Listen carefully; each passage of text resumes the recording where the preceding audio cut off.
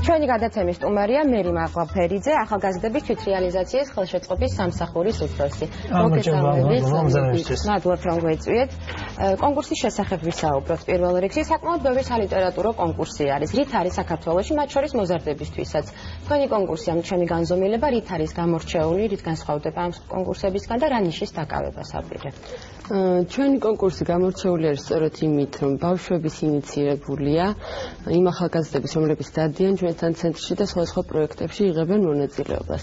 მათ ერთი ლიტერატურული კონკურსი უკვე განახორციელეს საკუთარი ძალებით, რა თქმა უნდა, ჩვენი ხელშეწყობით და ვინაიდან გამოხმაურება ძალიან დიდი იყო ძალიან ბევრი გულდაწყვეტილი ახალგაზრდა, გადავწყვეტეთ, რომ გაგვემეორებინა კონკურსი. ეს პირველი შემთხვევა არ არის, როცა თქვენი კონკურსი ტარდება. დიახ, ერთი წიგნი უკვე დაიბეჭდა ბავშვების ნაწარმოებებით. ჩვენი კონკურსი შეგვიძლია ვთქვათ, რომ გამოირჩევა სწორედ ამით, რომ ჩვენ მერე აი ამ ნაწარმოებებს, რომლებიც გამარჯვებულები არიან, ვაქვეყნებთ წიგნის სახით. მოდით კონკურსის პირობებზე ვისაუბროთ და რომ გითხრათ, ვინ შეიძლება რომ მონაწილეობა მიიღოს. მონაწილეობა კონკურსში შეუძლია მიიღოს ყველა ბავშვმა, 18 წლამდე ასაკის ბავშვმა, რომელიც ცხოვრობს საქართველოში. და ჩვენ ვცდილობთ, რომ მაქსიმალურად გავავრცელოთ ინფორმაცია მთელ საქართველოში, მათ შორის მივწერეთ წერილი ასევე საშეცვლების სამსახურს, რაც კოლონიაში მყოფმა ბავშვებმა შეძლონ μονაწილეობა სურვილის შესაბამისად ჩვენს კონკურსში და ასევე ჩვენი ჯგუფები დადიან. აქედან გამოხმაურება ჯერჯერობით 10 დეკემბრამდე არის ჩვენი კონკურსის ნაშრომების მიღების ვადა და ველოდებით იმედი გვაქვს, რომ იქნება კიდე. ვიცი რომ აი ამ საკონკურსო ნამუშევრებს განიხილავს სპეციალური კომისია. თუ შეგიძლიათ გაამხილოთ, ვინ არიან წევრები და როგორ დაკომპლექტდა ეს გუნდი? კომისიაზე შემიძლია მხოლოდ ერთი რამის თქვა.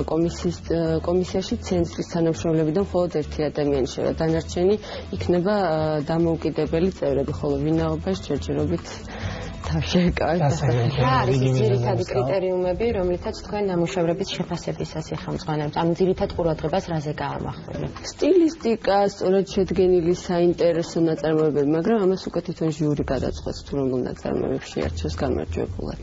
აი, სულ ნაწილზე ჯილდო რა არის და თუ რამდენი გამარჯვებული გამოვლინდება, ეს იქნება ერთი თუ სხვადასხვა საპრიზო კატეგორია?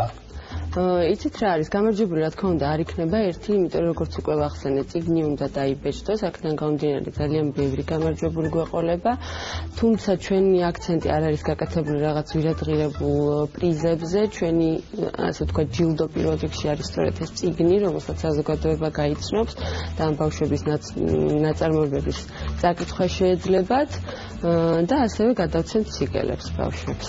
ანუ მომავალში თუ რომელიმე ძალიან ნიჭიერი ბავშვი თუ აღმოჩნდა და რაღაც განსაკუთრებული ნამუშევარი ქონდა. შემდეგ მომავალშიც თუ მოახერხებთ იმას, რომ მას ხელი შეუწყოთ და დაეხმაროთ.